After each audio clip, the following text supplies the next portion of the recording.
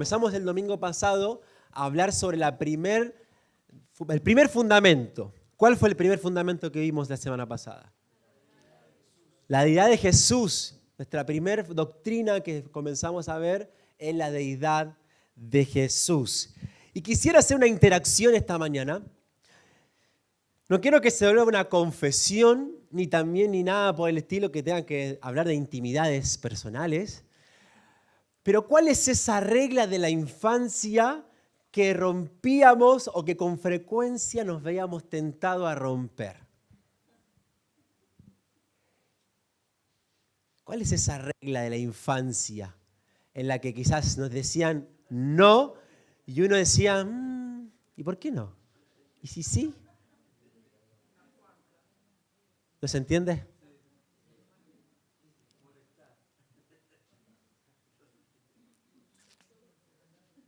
A ver, alguien que quiera decir. ¿Una travesura? ¿Comer la comida de otro? El plato de comida no se toca. ¿Cómo? Te robabas el azúcar. Oh. ¿Cómo? Seguir comiendo golosinas a escondidas. Isa.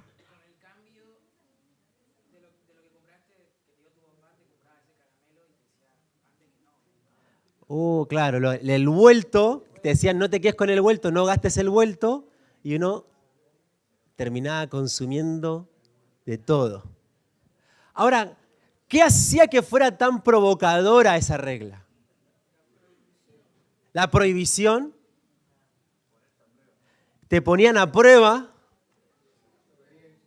desobediencia, ¿cómo? La transgresión, qué espiritual. Voy a transgredir la regla de mi mami. ¿Está bien? Cuando hablamos sobre estas cuestiones, son obviamente pequeñas, pero estamos en una problemática hoy en día socialmente, porque estamos en una era, quizás un pensamiento posmoderno, y todo esto aquello que quizás que para nosotros pueda ser algo bueno, quizás socialmente se ha relativizado. Por eso hoy hablamos de relativismo moral. Y es interesante que está en juego dentro del relativismo moral todo aquello que es bueno, aquello que es malo, aquello que es correcto, aquello que es incorrecto, está como direccionado de acuerdo a los gustos personales. Cuestión de preferencias. O sea, yo prefiero hacer eso porque me da placer, pero en cambio, moralmente no está bueno hacerlo. Moralmente no es beneficioso ni para uno ni para el otro, pero como está todo relativizado, o sea, ¿qué me puedes decir vos a mí si esto es correcto o incorrecto? Si a mí me gusta, si a mí me da placer. Entonces, toda esta cuestión moral, todo lo que tenga que ver con lo ético, con lo moral, o con lo que tiene que ver con nuestro comportamiento, no existen verdades absolutas. Todo lo que es absoluto está por el suelo. Porque obviamente todo tiene que ver con una cuestión personal, con un gusto personal. Y saben que como no hay verdades absolutas, como no existen estas verdades, la primer víctima o el primer víctima, de acuerdo a nuestra vida cristiana, es el concepto de pecado. Lo primero que se afecta acá es el pecado, porque para lo que Dios es pecado, hoy en la sociedad dice que no lo es. No es pecado aquello que la tal persona comete, pero para Dios sí lo es. A Dios no le agrada. Entonces, toda esta cuestión del pecado socialmente se ha relativizado. Pero en nuestra cultura evangélica cristiana también entra en juego esta clasificación de lo que es pecado y lo que no es pecado. Hoy en la mañana compartía esto de que hace 10 años atrás, 15 años atrás, la iglesia decía que los tatuajes eran pecado. Y hoy en día todos los predicadores están tatuados. Fíjense a mí el mío que tengo. No. Pero, ¿qué es lo que sucede? Dentro de nuestro ambiente se clasifica o se disciplina ciertos pecados. O sea, por ejemplo, hablamos de adulterio. Una persona que adultera, que fornica, es como disciplinado, escrachado, expuesto, pero al chismoso no andamos con la tijera cortando lenguas. Y ahí lengua larga, ¿eh? O al que miente, al chamullero, que está ahí como entre la mentira y o sea, como ahí medio, ¿viste? No le decimos nada. Entonces, fíjense cómo el concepto de pecado no solamente se ha relativizado o no se ha puesto en cuestiones de preferencia o gustos personales, sino que también lo hemos clasificado. Y hablando del fundamento, el que sostiene la idea del pecado es la caída del ser humano. Y este es el segundo fundamento que vamos a estudiar en este mes, la caída del ser humano. Y vamos a Romanos capítulo 5, verso 12. Romanos capítulo 5, verso 12. No sé si alguien me puede ayudar con la lectura de Romanos capítulo 5, verso 12. ¿Alguien que me pueda ayudar con la lectura? Maca, vamos. Ahí te van a alcanzar el micrófono. Vamos a leer 12, 13 y 14 y hacemos una pausa. Por medio de un solo hombre el pecado entró en el mundo y por medio del pecado entró la muerte. Fue así como la muerte pasó a toda la humanidad, porque todos pecaron. Antes de promulgarse la ley ya existía el pecado en el mundo. Es cierto que el pecado no se toma en cuenta cuando no hay ley. Sin embargo, desde Adán hasta Moisés, la muerte reinó incluso sobre los que no pecaron quebrantando un mandato, como lo hizo Adán, quien es figura de aquel que había de venir. Hasta ahí. ¿Se dan cuenta? Aquí Pablo comienza este fundamento, a desarrollar este fundamento, ¿no? Y la primera idea que desprendemos es la universalidad del pecado. O sea, que el pecado no solamente es una cuestión cultural, sino que es una cuestión universal. Fíjense la connotación que hace. ¿Algunos pecaron? No. ¿Qué dice Pablo? Todos pecaron. Que la muerte fue traspasada para toda ¿qué? Toda la humanidad. Entonces esta idea del pecado no está condicionada a una cuestión cultural. ¿Y qué figura aparece acá? ¿Qué nombres aparecen? Adán y ¿quién más? Y Moisés. Ahora, ¿qué significa Adán? La palabra o el nombre Adán significa humanidad.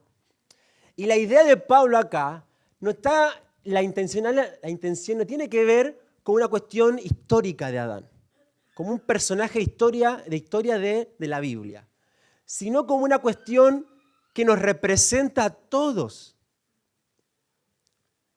Adán representa a toda la humanidad. En Adán nos podemos identificar todos. Y la carta de los Romanos, y esto es interesante, fue escrita para un grupo de creyentes judíos y para un grupo de creyentes que no eran judíos, que nosotros llamamos gentiles. Entonces ellos están recepcionando, están leyendo esta carta y Adán es figura ¿de quién? De todos. ¿Y Moisés de quién? De los judíos. Entonces, cuando entendemos esto, nos posiciona ante Dios de igual manera todos.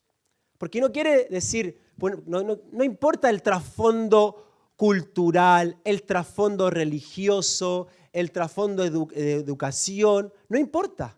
Porque ante Dios estamos en las mismas condiciones. Ante Dios todos pecamos. Todos pecaron. Ahora, lo interesante es que los judíos creen o creían que por ser judíos o de venir de Israel, tenían una gracia especial. Tenían como ese favor de Dios especial. Y aquí Pablo dice no. No sé si ustedes han escuchado, hay personas que dicen, yo soy creyente hace 25 años. Y creen que por ser creyente hace 25 años les tenemos que dar regalías. Y esto no es así. Ante Dios, aquí Pablo no nos está diciendo esto. ¿Por qué? Porque el pecado no hace acepción de persona. El pecado nos incluye a todos. Y aquí Pablo menciona a Adán para ponernos en igualdad ante Dios. Nuestra condición de pecado nos posiciona como una humanidad caída. Y es interesante, yo he escuchado personas decir, esa persona se ganó el cielo. ¿Han escuchado a alguien decir esto? Se ganó el cielo porque donó miles de dólares a una ONG. O a otra persona, esta persona es más buena, no sabe lo buena que es. Es un pan de Dios. Ahora, esa persona, por muy buena que sea, es pecadora. Ante Dios está en una condición de pecado. Porque venimos ¿de dónde?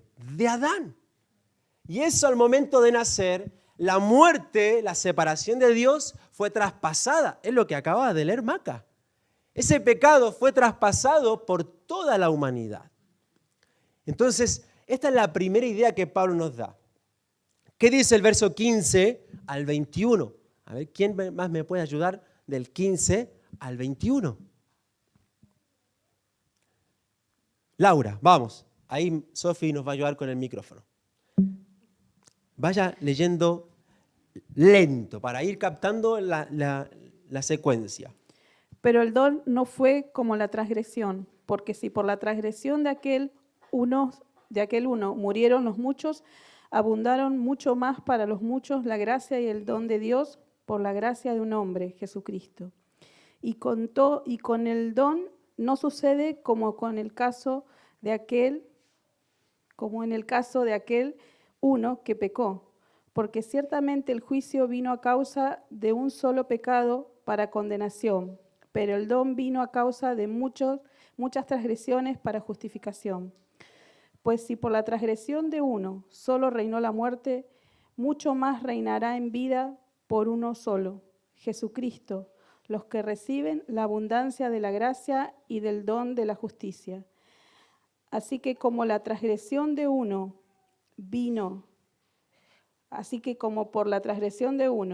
vino la condenación a todos los hombres, de la misma manera por la justicia de uno vino a todos los hombres la justificación de vida. Porque así como por la desobediencia de un hombre los muchos fueron constituidos pecadores, así también por la obediencia de uno los muchos serán constituidos justos. Pero la ley se introdujo para que aquel pecado abundase, más cuando el pecado abundó, sobreabundó la gracia. Para que así como el pecado reinó para muerte, así también la gracia reine por la justicia para vida eterna mediante Jesucristo, Señor nuestro. Amén. Si nosotros ponemos atención en esta secuencia de lo que acaba de leer Maca y Laura, vemos que del verso 12 al verso 21 hay una secuencia comparativa y en constante contraste. Si uno se da cuenta, vamos a graficar todo este relato en lo siguiente. Fíjense, tenemos dos columnas. Mediante el pecado de Adán, tenemos condenación, transgresión, desobediencia y muerte. Pero el relato nos está comparando y está contrarrestando con la obra ¿de quién? De Cristo, de Jesús. Entonces, por el pecado de Adán, en Jesús tenemos, por la condenación, producto del pecado de Adán, en Jesús tenemos, mediante el acto de transgresión de Adán, tenemos el acto de justicia de Jesús. Por la desobediencia de uno, también tenemos la obediencia de Jesús, que nos hace justos ante Dios. Y mediante o a través de la muerte del pecado de Adán, En Jesús nosotros tenemos. ¿Se entiende? Esto es como resumiendo lo que acabamos de leer. El contraste y la comparativa entre Adán, ese primer hombre o ese representante de la humanidad, con Jesús, que hoy en día nos representa. Pero tengo una mala noticia. La mala noticia es que hoy no podemos ver el cuadro del lado de allá. Solamente tenemos que quedarnos con la parte de Adán. Entonces, la pregunta es, ¿cuál es el panorama de la caída del hombre? ¿Cuál es la visión acerca de la caída del hombre? Fíjense, nuestra condición del ser humano, como seres humanos, sin Dios y sin el reconocimiento de la obra de Cristo. Este es el panorama de una persona, por muy buena que sea, por los dólares que dé a la ONG o por los actos buenos que tenga en la tierra, sin Dios y sin el reconocimiento de la obra de Cristo. Una persona que ha pecado, que Dios la ha condenado, que ha transgredido, hay desobediencia, hay muerte. ¿Qué es lo que nos está mostrando acá? Que a través de la caída del hombre hay ruptura. Se rompen lo que quizás la idea de Dios o el plan de Dios para la humanidad, producto de la caída del hombre, producto del pecado. ¿Y saben qué? Hay 4 rupturas. La primera ruptura es la ruptura con Dios. Todo lo que Pablo está desarrollando en Romanos 5 está conectado con el capítulo 3 de Génesis. Todo lo que Pablo está desarrollando en el capítulo 5 nos remonta al capítulo 3 de Génesis. Ese momento donde Adán y Eva, ¿qué es lo que hacen? Comen del fruto. Y fíjense, la ruptura con Dios es que Adán y Eva al momento de pecar, ¿qué es lo que hacen? Se esconden. Huyen de Dios. Y tienen algo que ocultar. ¿Por qué? Porque han pecado. Se ocultan. Y fíjense lo interesante. Antes estaban desnudos, con transparencia, con cercanía con Dios, pero producto del pecado, ¿qué es lo que sucede? Ya no hay más transparencia. Producto del pecado hay una ruptura espiritual, porque le dan la espalda, el corazón le da la espalda a Dios. Pero también es una cuestión relacional, porque deciden independizarse o ser autónomos. Nosotros podemos vivir sin Dios. Y esta es la primera ruptura. ¿Hay alguien que conoce, que dice, yo puedo vivir sin Dios? Yo tengo amigos que dicen, Dios no me importa. Entonces, ¿por qué? Porque por producto de la caída del ser humano, hay esta ruptura en cuanto a Dios. La segunda ruptura tiene que ver con una ruptura interna. Después que Adán y Eva comen del fruto, ¿qué es lo que sucede internamente? ¿Qué sienten ellos? Culpa. Si antes no tenían culpa, ¿qué sienten? ¿Por qué se tapan? Porque se miran y sienten. Y eso antes no lo tenían, no lo sentían. Sienten miedo. ¿Por qué sienten miedo? Porque han pecado. Porque han sido rebeldes con Dios. Fíjense cómo surgen estos sentimientos autodestructivos que surgen en nuestro interior. Esta ruptura interna aflora esa vergüenza, ese miedo, esa culpa. ¿Qué sucede en el capítulo 4 de Génesis? Dios pide a Caín y Abel que traigan una ofrenda. ¿Qué es lo que hace Caín? ¿Qué es lo que siente Caín por la ofrenda de Abel? ¿O por lo que Dios dice de Abel? Celos, envidia. ¿Por qué? ¿Por qué sienten eso? Por pecado. Entonces, la ruptura con Dios, la ruptura interna, producto de la caída del ser humano, tenemos la tercera ruptura. que es la ruptura con los demás. ¿Quién es el que siempre tiene la culpa? El otro. Y esto es esta concepción. Uno dice, es algo natural. No, es producto del pecado. O sea, en una discusión en el matrimonio, ¿quién tiene la culpa? Mi esposa. Yo no tengo la culpa. O en una discusión entre hermanos, mi hermana tiene la culpa. Siempre mi hermano tuvo la culpa. O la abuela tiene la culpa. Fíjense cómo Génesis capítulo 3, para salvarse el pellejo, Adán dice, la mujer que... Fácil, linda. Claro. Adán intenta culpar a Eva, culpa a Dios, y Eva dice, ¿a quién culpo? Y mira, y la serpiente, ella fue la que me tentó. Fíjense cómo las relaciones se rompen, producto del pecado. Como decía, Caín y Abel, una relación de hermanos. Por una cuestión, sentimientos que surgen, ¿qué es lo que termina pasando? Caín mata a Abel. Comienza el hombre, y esto es lo que hoy en día es fuerte decirlo, pero Dios le dice que el hombre va a ser el señor de la mujer. ¿No has leído esa parte? Que la mujer tiene que servir al hombre. Pero fíjense, eso es lo que está diciendo la Biblia, ¿no? Sé que la Virginia me va a matar después del culto. Pero ya estoy acostumbrado.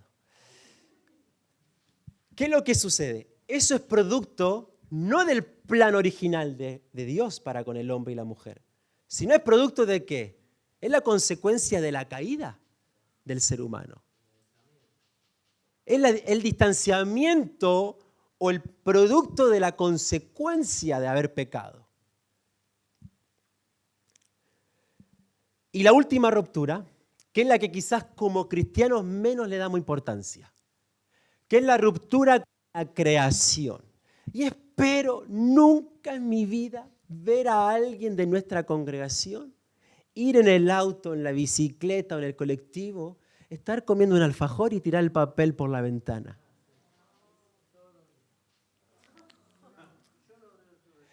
Tenemos que poner las pilas en los lugares donde están las pilas. Tenemos que llevar las botellas de vidrio en los lugares donde están las botellas de vidrio. Porque tenemos que estar a favor de ¿qué? Del cuidado de ¿qué? De lo que Dios ha creado. Y fíjense lo que Dios dice, producto del pecado, le dice a Adán y Eva, maldita será la tierra. Y fíjense, desde el comienzo hasta Romanos, hasta hoy, Pablo dice, la creación está gimiendo. Porque hay una ruptura en la creación producto de la caída del ser humano. Y fíjense cómo cambia.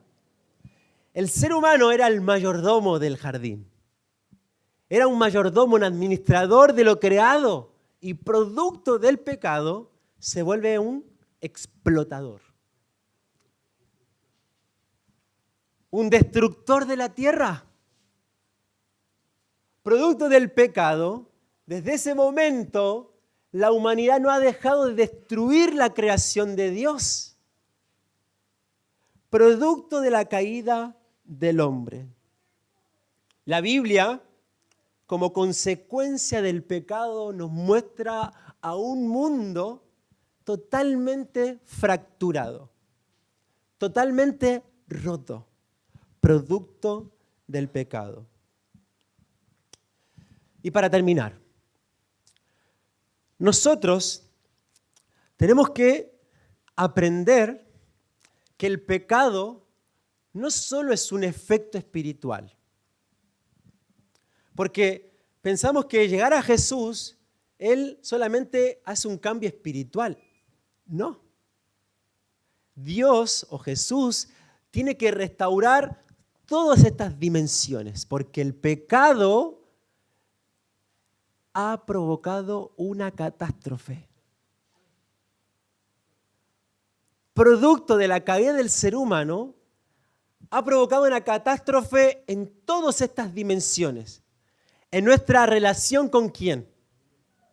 Mucha gente está lejos de Dios. Mucha gente dice, yo no quiero a Dios en mi vida. No me importa Jesús. Yo quiero ser una buena persona, pero no me importa Dios. Pero también el pecado ha afectado nuestra vida interna. ¿Cuánta gente hoy vive en depresión, en ansiedad? ¿Cuánta gente vive con cuestiones mentales internas que no puede resolver? No es solamente producto, yo no estoy diciendo que todo es pecado, no, pero parte de una raíz. Parte desde esto, desde el comienzo de lo que la Biblia nos dice, desde aquí es el punto de partida. ¿Cuánta gente hoy en nuestras relaciones hay fracturas? Estamos rotos en nuestras relaciones. Y también con lo que estamos viviendo hoy socialmente en lo que es la creación. Entonces vamos a examinarnos. La primera pregunta para examinarnos es, ¿puedo reconocer algunas de estas rupturas en mí? Y quizás uno pueda estar sentado y diciendo, Abraham, gracias por este mensaje, pero este mensaje es para alguien nuevo. Para alguien que recién comienza. Pero quiero decirte que no significa que yo tenga este micrófono acá no pueda estar roto con Dios. No significa que porque estemos aquí sentados hoy, acá estamos perfumados, bañados, facheros. No significa que nuestra relación con Dios esté fría, distante, apática.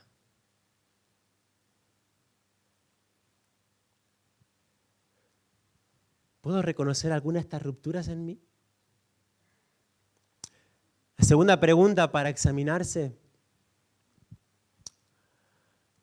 ¿Hay alguna de estas rupturas en las que estoy luchando, batallando?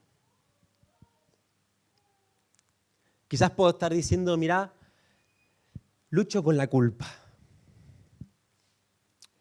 Estoy luchando con mis miedos, con mi envidia, con mis celos.